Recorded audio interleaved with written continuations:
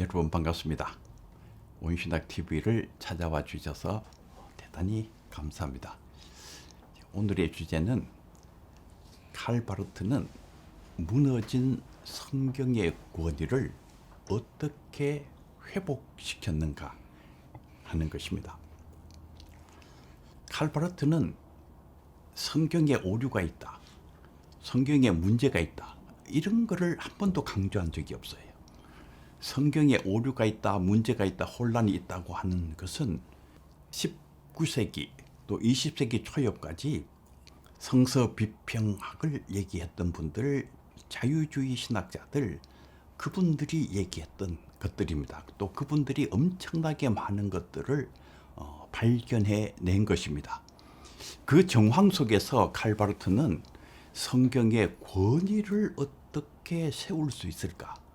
그것을 깊이 고뇌하고 마침내 그 일을 성공시킨 학자입니다. 어떻게 성공을 시켰느냐? 우선 절대적인 하나님의 계시가 무엇인가? 거기에서부터 칼바르트가 출발을 했어요. 절대적인 하나님의 계시는 예수 그리스도라는 거예요. 이 예수 그리스도가 성자이시고 하나님께서 당신의 모습을 완벽하게 드러낸, 그래서 하나님의 자기 계시라고 그랬어요. 독일어로 젤프스트 오펜바룬 고테스. 이 예수 그리스도 사건은 하나님의 자기 계시의 사건이다. 예수 그리스도를 보면은 하나님의 모습을 정확하게 알 수가 있다는 거예요. 그리고 예수님의 말씀이 바로 하나님의 말씀인 것이다. 예수님의 부활이 바로 그거를 증거하고 있다는 거예요. 예수께서 부활하심으로 말미암아 예수님께서 하나님의 아들이신 것이, 성자이신 것이 정확하게 드러났고, 예수 그리스도를 통해서 하나님께서 어마어마한 계시를 우리에게 말씀하셨다는 것이 정확하게 드러났다는 것입니다. 그러니까 우선 칼바르트 신학의 출발점은 예수 그리스도예요. 이 예수 그리스도가 하나님의 자기 계시의 역사다. 그런데 이 17세기 옛 정통주의 신학은 성경을 예수 그리스도 차원까지 올려 놓아버린, 그러니까 성경을 절대무오의 계시의 책으로 만들어버린 거기에 어떤 문제점을 가지고 있어요. 그러니까 예수 그리스도 사건과 성경은 약간의 차이가 있어요. 그럼 성경은 어떻게 되느냐? 칼바르트 교수께서 하시는 말씀은 이 성경도 역시 하나님의 계시의 책이라는 것입니다. 그러나 성경과 예수 그리스도 사건과는 약간의 차이가 있다는 거예요. 이 성경이 하나님의 계시의 책인데 이 성경은 두 가지 특징이 있다는 거예요. 첫째는 성경의 신적인 차원, 둘째는 성경의 인간적인 차원. 그러니까 성경은 이 계시가 인간을 통해서 전달되었기 때문에 성경 안에는 신적인 차원과 인간적인 차원, 두 개의 차원이 존재하고 있다는 거예요. 이 성경이 인간을 통해서 또 인간적인 증인을 통해서 전달되다가 보니까 인간이 가지고 있는 약점들이 성경 안에 노출되어 있다는 거예요. 근데 18세기, 19세기 성서 비평학자들은 성경의 인간적인 차원들을 많이 발견했다는 것입니다. 그래서 인간적인 차원이 가지고 있는 어떤 약점들을 발견하고 성경은 하나님의 말씀이 아니다, 계시의 책이 아니다, 이렇게 뒤엎어버렸는데, 이게 18세기, 19세기 성서 비평학과 이 자유주의 신학의 근본적인 오류라는 것입니다. 성경에는 인간적인 차원이 있음에도 불구하고 성경은 하나님의 말씀이고 계시의 책이라는 거예요. 그럼 이게 무슨 말일까? 조금 더 구체적으로 설명을 하면은, 우선 이 계시의 핵심이라고 볼 수 있는 이 부활 기사를 먼저 이렇게 살펴보면은, 이 마태복음, 마가복음, 누가복음, 요한복음의 그 부활 기사 보도가 좀 편차가 있어요. 우선 보면은 누가 예수님의 무덤에 갔는가? 마태복음을 읽어보면은 막달라 마리아와 다른 마리아가 갔다. 기사에 의하면은 두 명이 갔어요. 근데 마가복음을 읽어보면은 막달라 마리아와 야고보의 어머니 마리아, 살로메가 갔다. 세 명이 갔어요. 누가복음에 보면은 막달라 마리아와 야고보 어머니 마리아, 요한나가 갔다. 역시 세 명이 가긴 갔는데 살로메가 간 게 아니고 요한나가 갔다. 이렇게 적혀 있어요. 요한복음을 읽어보면은 막달라 마리아 한 명이 갔어요. 여러분, 그러면은 예수님의 그 무덤에 몇 명이 간 것입니까? 한 명이 간 것입니까? 두 명이 간 것입니까? 세 명이 간 것입니까? 살로메가 간 것입니까? 요한나가 간 것입니까?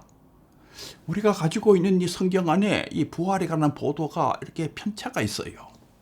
또 무덤을 막고 있는 돌이 언제 굴려졌나? 마가복음, 누가복음, 요한복음에 보면은 여인들이 무덤에 도착하기 전에 이미 굴려져 있었어요. 근데 마태복음을 읽어보면은 두 여인이 도착했을 때에 주의 천사가 돌을 굴려내고 있었습니다. 또 천사의 위치와 천사의 수가 혼란스럽습니다. 마태복음을 읽어보면은 한 명으로 추정되는 천사가 무덤 밖에서 굴러낸 돌 위에 앉아 있었어요. 근데 마가복음에는 한 명의 천사가 무덤 안에 오른쪽에 앉아 있었습니다. 누가복음을 보면은 한 명이 아니고 두 명이에요. 두 명의 천사가 무덤 안에서 그들 앞에 서 있었습니다. 앉아 있는 게 아니고. 요한복음에도 두 명이에요. 그럼 천사가 한 명일까 두 명일까? 그것도 보도가 지금 서로 혼란스럽습니다. 그리고 막달라 마리아가 부활 소식을 들었을 때에 마태복음, 누가복음에 보면은 천사들로부터 제일 먼저 듣고 제자들에게 전한 걸로 되어 있어요. 근데 마가복음에 보면은 듣고는 벌벌 떨고 나왔고 아무 말도 못했다 이렇게 적혀 있습니다. 근데 또 요한복음을 보면은 제자들이 먼저 빈 무덤을 보고 돌아갑니다. 그 후에 마리아가 흰옷을 입은 두 천사를 보고 또 예수님께서 서 계신 것을 봅니다. 마태복음, 마가복음, 누가복음, 요한복음이 이 부활이 얼마나 중요한 사건입니까? 이 부활을 보도하는 그 보도가 이렇게 좀 편차가 있어요. 그러면 왜 이렇게 편차가 있는 것입니까? 근본주의자 워필드는 성경 원본의 무오 이걸 주장했는데 성경 무오를 얘기하고 싶었던 거겠지요. 그런데 그거는 정말 참 신학적으로 또 과학적으로 생각해 보면은 억지 쓰는 말로 보입니다. 성경 전승 과정에서 그 여러 되게 본문들이 있잖아요. 여러 본문들을 보면은 이 본문에도 똑같이 틀리고 이 본문에 똑같이 틀리면은 이거는 원본에서 어떤 문제가 있었다고 생각을 해야지. 그런 식으로 설명하는 것은 뭔가 그 억지스러운 설명이다. 대개 세계 신학자들이 그것은 억지스러운 설명이다. 그렇게 생각을 합니다. 그러면은 이게 성경이 이게 뭐 무슨 하나님의 말씀이냐? 이게 뭐 문제가 있는 책이 아니냐?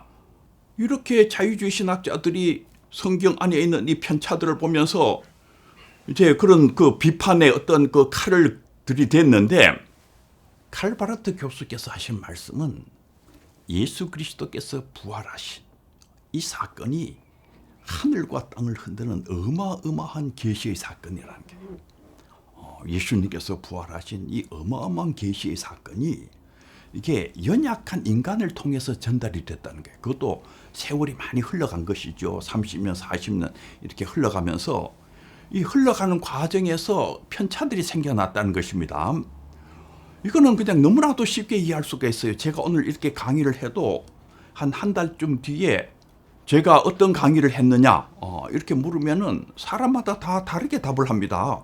어떤 분은 제가 말하지 않는 말까지 거기 덧붙여가지고 그분이 이런 말을 했다 이런 말로 이렇게 전달하신 분들도 있고 또 어떤 분은 제가 얘기했던 가운데 중요한 어떤 것들을 그냥 까먹고 잘못 전달하는 분들도 있고 또 숫자 같은 것도 부풀리기도 하고 뭐 이런 일들이 흔히 일어나잖아요. 이 어마어마한 이 계시의 사건이 제자들을 통해서 전달되어 나가면서 어떤 인간적인 약점이 거기에 등장한 것이에요. 칼바르트 교수께서 하신 말씀이 뭐냐면은 이 성경은 신적인 차원과 인간적인 차원이 있다는 거예요. 바로 이런 편차들은 인간적인 차원을 얘기하는 바로 그런 측면이라는 게 증언자, 이 증언하는 사람들이 인간이었기 때문에 인간이 가지고 있는 어떤 제한성, 기억의 어떤 세월이 흐르면서 조금 이렇게 약해지는, 하여간 이런 것들이 또 다른 이야기들이 그게 이제 끌려 들어가기도 하고, 이런 것들이 합쳐져 가지고 성경 안에 그냥 노출돼가 있다는 것입니다. 만약에 그 무덤에 갔던 여인이 세 사람이었으면은 2명만 갔다고 하는 마태복음은 오류인 것이죠. 또 여길 수도 있어요. 2명이 간 게 맞으면은 3명이 갔다고 하는 마가복음이나 누가복음은 또 오류일 수가 있지요. 그러면 만약에 3명이 갔는 게 역사적인 팩트라고 했을 때 2명만 갔다고 하는 이 마태복음은 그러면은 성경이 아닌 것입니까? 오류를 전하고 있으니까 이 점이 아주 중요한 거예요. 칼바르트는 2명만 갔다고 하는 마태복음도 그 자체로 하나님의 말씀이라는 거예요. 2명이 갔다고 하니까 틀렸는데 왜 하나님의 말씀이냐? 나는 이 마태복음을 읽으면서도 예수께서 부활하셨다는 어마어마한 계시에 부딪힌다는 거예요. 그리고 그 계시에 사로잡힌다는 거예요. 하나님께서 이 마태복음을 통해서도 예수께서 부활하셨다는 어마어마한 하늘과 땅을 흔드는 어마어마한 계시를 우리에게 전달하고 있다는 것이죠. 하나님은 마태복음을 통해서도 말씀하시고 마가복음을 통해서도 말씀하시고 누가복음을 통해서도 말씀하시고 요한복음을 통해서도 말씀하고 계신다는 것이에요. 이 칼바르트 교수에 의하면은 아주 중요한 말씀이 있어요.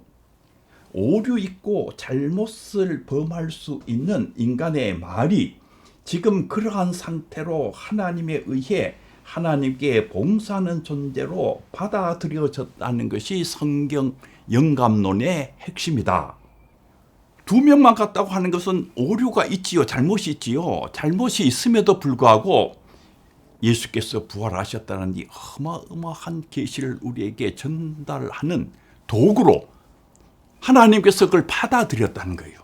틀린 것이 있음에도 불구하고 그대로 받아들여서 그것을 사용하셔서 하나님께서 이 하늘과 땅을 흔드는 이 어마어마한 계시를 우리에게 전달해 주고 있다는 것입니다. 칼바르트는 바로 이거를 일컬어서 실제적 영감이라 그래요. 칼바르트의 이 영감 이론은 축자 영감 또는 뭐 기계적 영감 그런 게 아니고 실제적 영감. 실제적 영감이란 말의 의미는 뭐냐면은 성경은 성경 본문 그대로 실제적으로 영감되어 있다 그런 의미예요. 그러면 오류가 있는 건 그게 오류가 갑자기 변해가지고 오류가 없는 걸로 이렇게 탈바꿈하느냐 그게 아니라는 거예요. 오류가 있는 것은 오류가 있는 그대로 오류로 남아 있지만은 그럼에도 불구하고 그 오류를 빼내려고 할 필요가 없다 그 말이에요. 왜냐하면은 그것 자체가 하나님께서 이 어마어마한 계시를 전달하는 전달의 도구로 사용되고 있기 때문에 그러한 것이다. 바로 칼바르트는 이와 같은 관점에서 성경이 하나님의 말씀이다. 이렇게 정의를 했어요. 우주관에 관한 문제도 마찬가지입니다. 성경 안에 이렇게 평평한 이 지구가 있고 밑에 이 기둥이 있고 또 밑에 이렇게 그 받침대가 있지요. 이런 우주관을 통해서 하나님께서 이제 말씀하고 계시는데, 이거 고대인의 우주관 아니냐? 이건 그렇기 때문에 이것은 없애버려야 된다. 이건 잘못된 것이다. 틀린 것이다. 아니라는 거예요. 그게 바로 계시의 말씀이라는 거예요. 하나님께서는 그 당시 사람들의 우주관 속에서 어마어마한 계시의 말씀을 전하고 있다는 거예요. 이 우주 삼라만상을 전부 하나님께서 만드시고 이 우주의 기둥, 옛날 고대인들에게는 기둥이었겠지만은 현대인들에게는 이 우주의 어떤 중력의 법칙이라든 여러 가지 법칙들이 기둥일 수가 있어요. 그 모든 기둥들, 이 우주를 구성하는 그 모든 것을 하나님께서 친히 만드셨다. 이 모든 것의 그 근원이 하나님이라는 것을 창조주 하나님의 그 어마어마한 그 창조의 능력을 계시하는 바로 그 본문이 그 성경 본문이라는 거예요. 그러니까 이 성경 본문은 그 자체로 영감되어 있다는 거예요. 이걸 일컬어서 칼바르트는 실제적 영감론이라고 논이라고 합니다. 그러니까 자유주의 신학자들이 고대인의 우주관이 있지 않느냐, 그러니까 이것은 성경이 아니고 하나님의 말씀이 아니고 옛날 고대인들의 어떤 종교적인 문헌에 불과하다.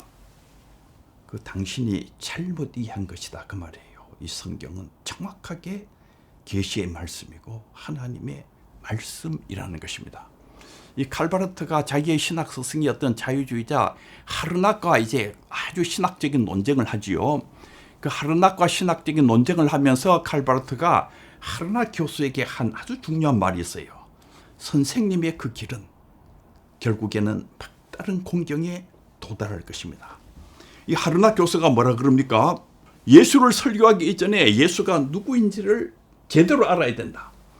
그러니까 무슨 그 기적을 일으키고 물 위를 걷고 초자연적이고 무슨 부활하고 그런 그 예수 이전에 진짜 예수가 누군지 제대로 알고 예수를 가르치고 전하라. 그게 자유주의자 카르낙 교수가 가르쳤던 아주 중요한 가르침이거든요.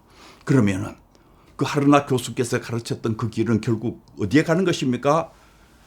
결국 나사렛에 있었던 하나의 종교적 인물 예수, 그 인간 예수, 거기에 그냥 부딪히고 끝나는 거예요. 그러니까 칼바르트가 하는 말이 선생님의 그 길은 결국 막다른 공경에 부딪힐 것입니다. 예수 그리스도가 참으로 누군지를 선생님의 길은 결단코 알아내지를 못합니다. 이 칼바르트 이 말이 참 그 위대한 말이에요. 지금도 자유주의적인 사고를 하는 많은 분들이 계세요.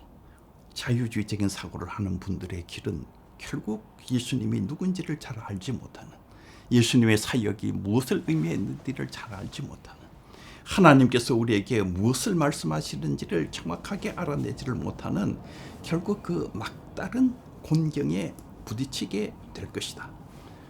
칼바르트는 예수 그리스도가 바로 하나님의 계시이고 성경이 바로 하나님의 계시의 말씀이라는 거예요.